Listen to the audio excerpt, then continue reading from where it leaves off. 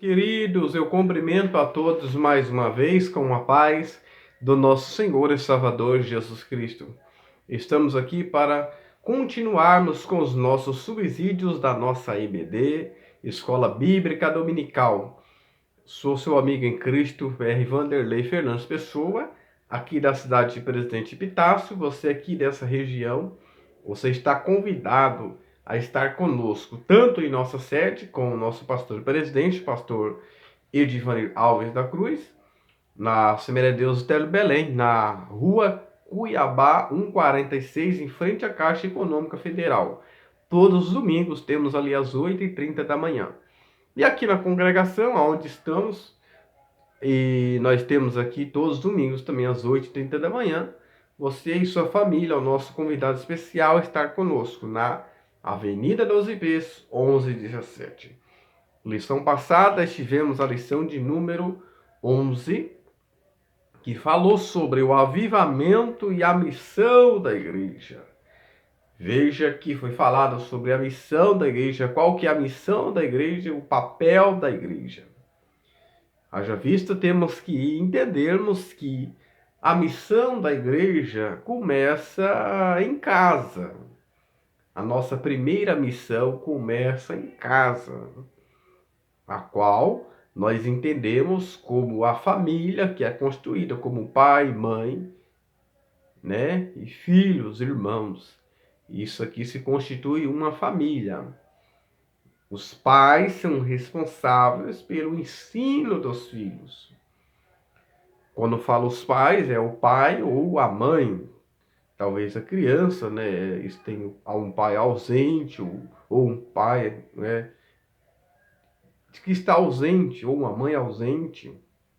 Mas alguém é responsável por ser alguém que ensina a palavra. Dentro da cultura, né, oriental judaica, nós vemos que o pai ensina mais a profissão dos filhos. Nós vemos isso no exemplo de José. E a mãe, geralmente, ficava mais em casa com o filho, né? E ensina a doutrina. Por isso que o provérbio diz, não esqueça da doutrina de sua mãe. Então, a primeira missão se começa em casa. 1 Timóteo 5,8 diz, se alguém não cuida da casa, dos teus, e principalmente ali dos da casa, ele vai ter cuidado de cuidar da igreja de Deus?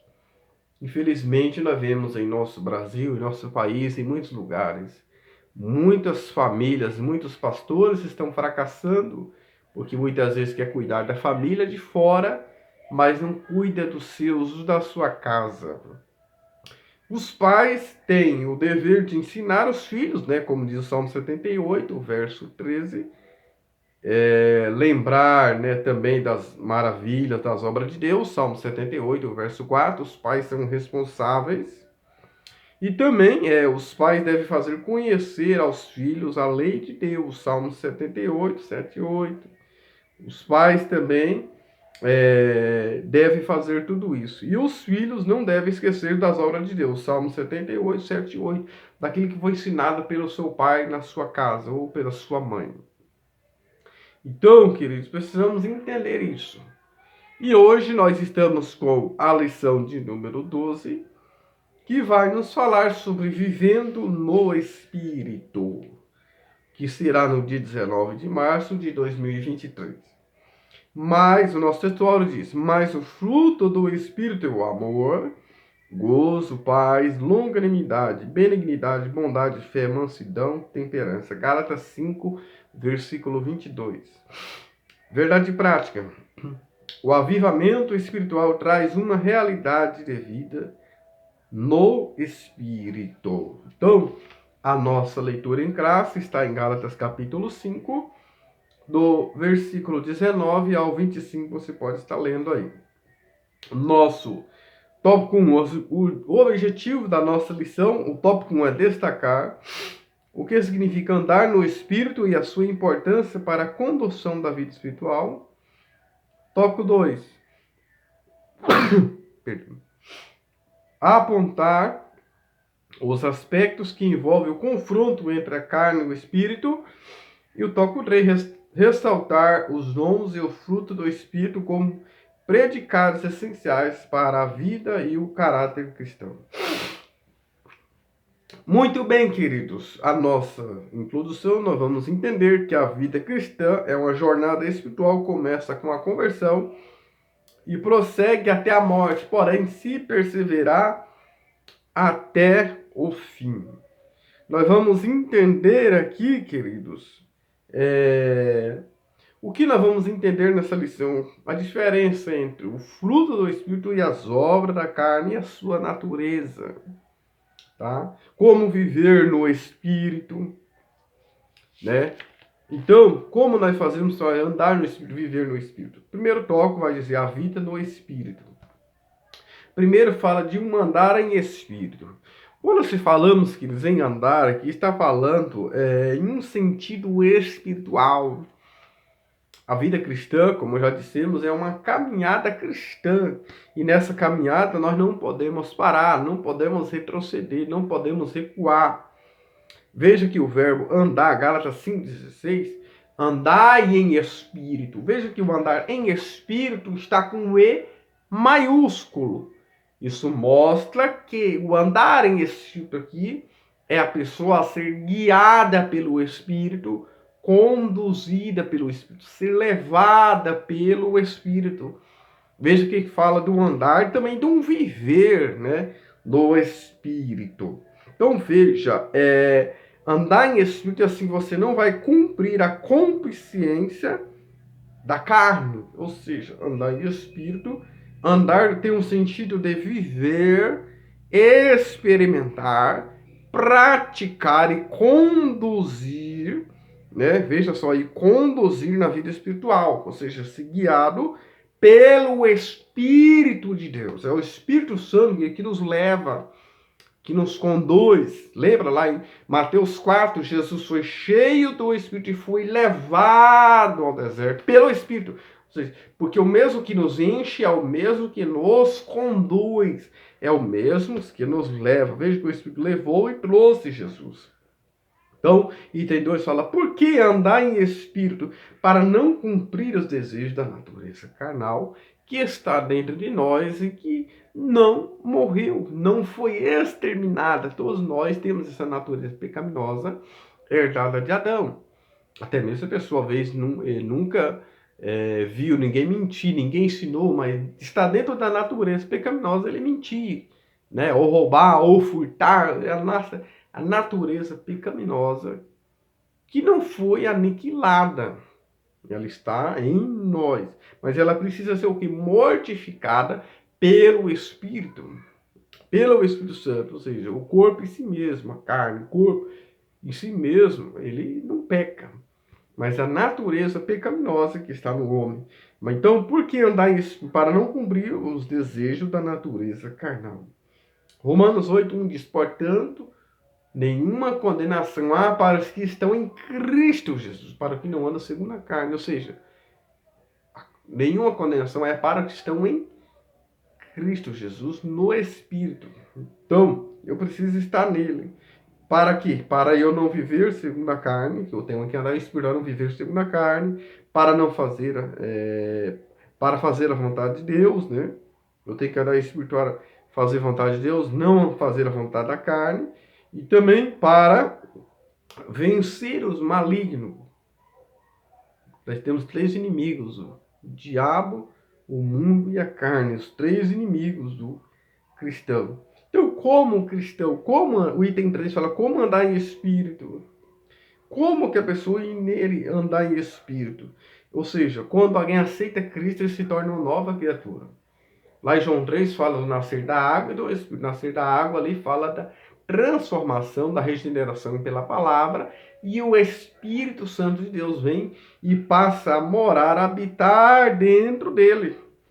Como diz lá em João 14, que nós vamos ler, ver aqui, você vai ler, veja que quando nós nascemos de novo, como diz 2 Coríntios 5:17, assim que se alguém está em Cristo, nova criatura, as coisas velhas se passaram. Aquele que pecava, prostituía, ou adulterava, ou roubava, ele não pode mais fazer isso, porque ele tem uma nova vida em Cristo. Essas coisas velhas que ele fazia ficam para trás. Então veja que Como você vai andar em espírito? Para você andar em espírito, ele precisa estar com você, ele precisa habitar dentro de você. Como diz lá em João 14:17. Ele habita em nós.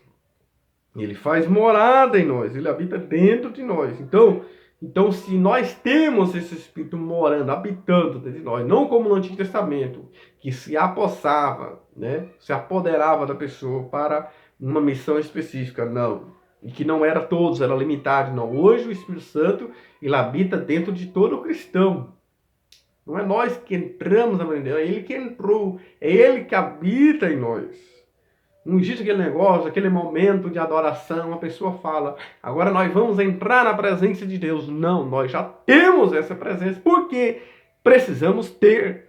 Porque diz Romanos 8, se alguém não tem o Espírito Santo, o Espírito de Deus, esse tal não é dele. Então, essa é a nossa identidade, tem que ter o Espírito Santo que nos identifica com Deus, nos faz conectar com Deus. Aí nós vamos ser guiados por Deus, né? E também nós vamos ser cheios do Espírito Santo. Como diz lá em Efésios 5:18. E não embriagais com vinho, mas enchei-vos do Espírito Santo. E ali vai falar justamente as características de alguém que é cheio do Espírito Santo. Ele vai ser submisso, suportar uns aos outros, não vai ter briga, né? Não vai ter as obras da carne, vai ter amor, o marido amar a esposa amar o marido. Então veja, tudo isso, a característica de alguém é cheio do Espírito Santo. A pessoa cheia, ele é completamente tomado pelo Espírito Santo, todos os seus sentidos, na esfera da mente, na esfera do sentimento, na esfera da vontade, como ensina, né, o pastor Elianai Cabral. O Espírito toma essas esferas, na esfera da mente, do pensamento, né, e da vontade do homem. É uma plenitude. Pastor que pregou em São Paulo certa feita, o pastor Gilvan Rodrigues, cristão, crente, precisa ser igual pastel de rodoviária. Pouca carne, menos da carne, pouca carne, cheio do óleo. Precisamos ser cheio do óleo, que é o símbolo do azeite, que é o símbolo do Espírito Santo. Nossa vida espiritual e moral vai ser transformada. Veja só, o cristão nasceu de novo, ele não pode parar por aí. A pessoa recebeu o dom de falar língua, não pode parar por aí, ele não precisa orar mais, aí a pessoa vai e não se dedica, não se esforça. Para quê? Como diz aqui, ó. Entretanto, elas precisam cultivar o relacionamento espiritual perseverante com Deus. Ou seja, essa palavra cultivar vem da palavra cultura. A palavra cultura, no latim, é colere. Colere quer dizer cultivar. Então, essa palavra cultivar também está associado a culto. Sabe aquela plantinha quando você tem na sua casa, você precisa acordar todo dia cedo, fazer o quê? Regar ela, aguar ela. Por quê? Porque senão ela morre. Assim um cristão que não se alimenta da palavra, que não se alimenta de Deus, de estar na igreja, na casa de Deus, se contenta apenas em uma vez por semana, apenas no domingo, ele não está cultivando a sua vida espiritual. Uma hora você vai cair, você vai se prostrar, você vai parar a sua jornada. Por quê? Porque você não está cultivando. Não precisamos ser cheios do Espírito Santo para que a nossa vida, as nossas atitudes, os nossos testemunhos, os lugares aonde vão, tá? As pessoas vão ver, notar a diferença. Muitos, com o passar do tempo, né, se esvaziam, mas precisamos ser cada dia cheios do Espírito Santo. Né? Precisamos ser cheios do Espírito Santo. Por quê? Deixa de buscar, parou no meio do caminho. Aqui nós vemos aqui o tópico 2, o confronto entre a carne e o Espírito. Querido, veja só, a natureza carnal herdada de Adão alimentada pela consciência da carne. O que é consciência? Quer dizer que é um pensamento na carne. Consciência quer dizer o que? Vem da palavra latim, compicem, que quer dizer o que? Um forte desejo por atração sexual, um forte desejo por algo, um pensamento mau, um pensamento impuro, ou seja, concupiscência, ou seja, está na concupiscência, na ciência, na mente da pessoa, um pensamento maligno, um pensamento impuro. Quando fala em João, 1 João 2,15, não ameis o mundo. Quando fala mundo, ali está falando que do sistema do mundo, daquilo que o mundo tem para nos dar. Não é a natureza, a árvore, as plantas, não. Está falando do sistema corrompido do mundo. Precisamos entender, não, mas o mundo, nem o que no mundo há. Aí quando ele começa a classificar, ele começa, porque tudo que há no mundo, a consciência da carne, a consciência dos olhos e a soberba da vida. Isso está lá em Gênesis 3,6. E vendo a mulher que a árvore era agradável aos olhos, veja só, a consciência dos olhos tomando conta de Eva. Então, ela perdeu a sua visão, a sua mente ficou entenebrecida, perdeu a visão espiritual, perdeu a visão do reino de Deus, estava cega espiritualmente e com os olhos focados nas coisas do mundo, porque vendo a mulher que a árvore era agradável aos olhos, veja só, boa para se comer.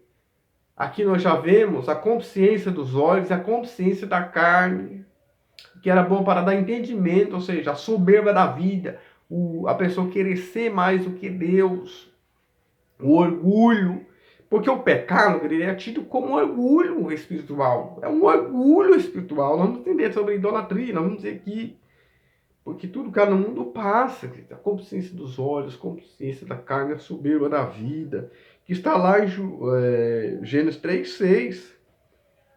Aí a pessoa vai fornicar, a pessoa vai praticar adultério, né, homossexualismo. Tudo isso por meio da consciência, começa por um desejo, né, que está dentro da pessoa. Aí parte para os galos dos legalismos, a pessoa achar que está fazendo um bem para Deus, uma grande obra para Deus, através das suas obras ser salvo, e não vai. Eu até estou pensando que esses dias, cuidado para não fazer aquilo que é bom, é agradável, mas não é a perfeita vontade de Deus. Tem coisa que é boa, é agradável, mas não é a perfeita vontade de Deus, como diz Romanos 12, 2.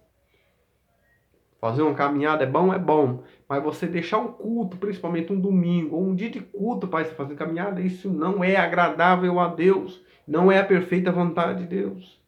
Se você pegar uma oferta, uma grande oferta e dar para alguém, isso é bom, é agradável. Mas se você violar um princípio do dízimo para dar uma oferta para alguém, você está fazendo aquilo que não é a perfeita vontade de Deus.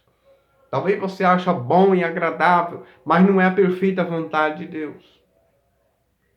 Precisamos tomar cuidado. Tem coisa que é bom, que é agradável, mas não é a perfeita vontade de Deus. Como vamos experimentar a perfeita vontade de Deus? Através do Espírito Santo, né? Através do Espírito Santo, transformando a nossa mente, transformando a nossa vida. Olha o que diz lá em Romanos. E não conformeis com esse mundo. A pessoa que não conformar com esse mundo, ele vai viver isso. Mas transformar-vos pela renovação do vosso entendimento, nossa mente. Aí você vai experimentar, ou seja, qual seja a boa, agradável e perfeita vontade de Deus. Eva viu que era bom, mas não era a vontade de Deus. Eva viu que era agradável, veja só, vendo que agradava aos seus olhos, ou seja, aos olhos dela, mas não aos olhos de Deus.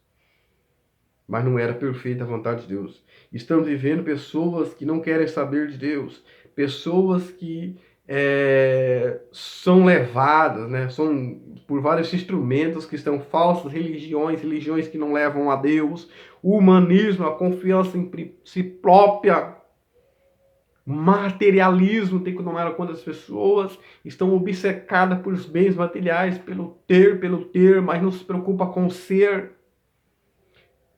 O ser, queridos, é mais importante do que o ter. Precisamos priorizar o reino de Deus e etc. E dentro dessas coisas mais. Como é que podemos agradar a Deus só pela fé, queridos? Não podemos agradar a Deus com nossas obras, com nossos atos bons, que aparentemente são bons diante dos nossos olhos, mas não é diante de Deus. Hebreus 11:6 diz: é necessário que aquele que se aproxima de Deus creia que Ele existe, que é galardoador daqueles que o amam. Sem fé é impossível agradar a Deus. O que agrada a Deus é a nossa fé, queridos. É a nossa fé. Veja que o confronto entre a carne e o espírito. Quando se fala carne, nós precisamos entender no grego é sari, né? A carne é a natureza decaída do homem. Existem ali as obras da carne, que são classificadas lá em Gálatas 5, 19 a seguir ali, são classificadas ali, queridos. São 16 obras da carne. Veja só. E coisas semelhantes a essas. Paulo não fecha ali a conta. Veja que o fruto são 9, nós vamos entender também sobre o fruto. Mas quais que são aqui? Quais que são aqui? Olha só, são classificados em 4. Em 4 classificações aqui, 4 divisões aqui. Primeira, são relacionadas às práticas sexuais ilícitas. Quais são? Prostituição, impureza e lascívia. Prostituição vem de porneia, né? Pornô vem de porneia, que quer dizer o que? Imagem de quadro, ou alguém que vende o seu próprio corpo. Prostituição, né? Entra pelo caminho da fornicação, adultério e leva para outras coisas. Impureza, fala daquilo que é impuro, a pessoa que pensa maldade, pensa mal, pensamento pecaminoso. Lascívia, né? Algo que leva a pessoa a pecar. Uma pessoa lascívia, né? Então veja, tudo isso são relacionados às práticas sexuais ilícitas. Também tem a segunda característica, né, a segunda dessa divisão, práticas religiosas, que começa com idolatria, feitiçaria. Veja só, idolatria e feitiçaria. Quando se fala idolatria, lá em Êxodo 20, querido, lá em Êxodo 20, vamos ver, verso 3 ali, o primeiro mandamento de Deus, não terás outro Deus diante de mim, ou seja, e foi a primeira coisa que ele fez quando Moisés desceu do monte. A idolatria, né, o bezerro de ouro, e curvando a outros deuses. Mas idolatria, 1 João 5,21, ele fala que, encerra dizendo, filhinho, guardai-vos dos ídolos. O ídolo pode ser um filho, um pregador, um cantor gospel, ou um pastor, ou um serviço que você fica escravizado, esquece de Deus. Idolatria, tudo aquilo que você coloca acima de Deus. Então, se você aprendeu que idolatria até hoje era imagem, esquece. Esquece que é imagem. Idolatria não é imagem. É tudo aquilo que você coloca acima de Deus. É um jovem querendo na faculdade, esquece de Deus. É alguém que consegue um serviço, esqueceu de Deus. Abandonou os caminhos. Isso ele fez uma idolatria. Então veja, prática religiosa, idolatria e feitiçaria, que tem algo associado naquela época também no Oriente, a magia negra, a magia, a bruxaria, né? São práticas religiosas com suas liturgias, pessoas que fazem isso para fazer mal às pessoas. E isso tem em nossos dias também, isso não é diferente, pessoas fazendo rituais para matar outras pessoas, ou fazendo algumas orações contrárias também. Terceira divisão fala do mau relacionamento humano. Por exemplo, vai falar o que? De inimizades, pessoas que têm inimizades, porfias, pessoas que fazem brigas, né? Emulações, né? Iras, pelejas, dissensões, heresias. Né? Nós vamos ver tudo isso aqui. Invejas, homicídios, pessoa que não ama seu irmão, ele está matando. Ele é uma homicida espiritual, mas não matando a pessoa, literalmente é uma homicida espiritual. Então veja que aqui vai falar de 16. E depois a última divisão em relação aos vícios e maus hábitos, que é o que? Glutonaria, a embriaguez, né? E a glutonaria. Há muitos que entram pelo caminho da embriaguez. Por isso Paulo diz, não embriaguez com vinho, que há contendo, mas cheio do Espírito Santo. Glutonaria, a pessoa comer demais. Há muitos crentes que comem demais e fica pecando também. Às vezes fala daqueles que bebem, mas também está pecando no comer. Então precisamos tomar cuidado. Então existem aqui essas 4 divisões aqui. Primeira, práticas sexuais ilícitas, né? Segundo, práticas religiosas. Práticas sexuais ilícitas são prostituição, impureza e lascívia, prática religiosa, idolatria, feitiçaria, mau relacionamento, tudo isso aqui, invejas, porfias, né, emulações, iras, pelejas, dissensões, heresias, né? Que nós vemos muito em nossos dias, heresias, invejas e homicídio. Tudo isso não pode ter. Um cristão não pode ter isso. Tópico 3 fala, obviamente, pelo fruto do Espírito, o fruto do Espírito. Veja só. Enquanto é 16 obra da carne, porque são mais obra da carne do que fruto do Espírito, nós vamos entender que os 9 aspectos do fruto do Espírito, Gálatas 5, 22, vamos dizer, começa aqui pelo amor, que vê que começa pelo amor, que do grego, né, ágape, né, que significa o amor verdadeiro, o nome do ágape, o amor de Deus no coração do homem, é o amor da entrega, o amor do sacrifício. Veja que o amor vai se desdobrar os outros 8.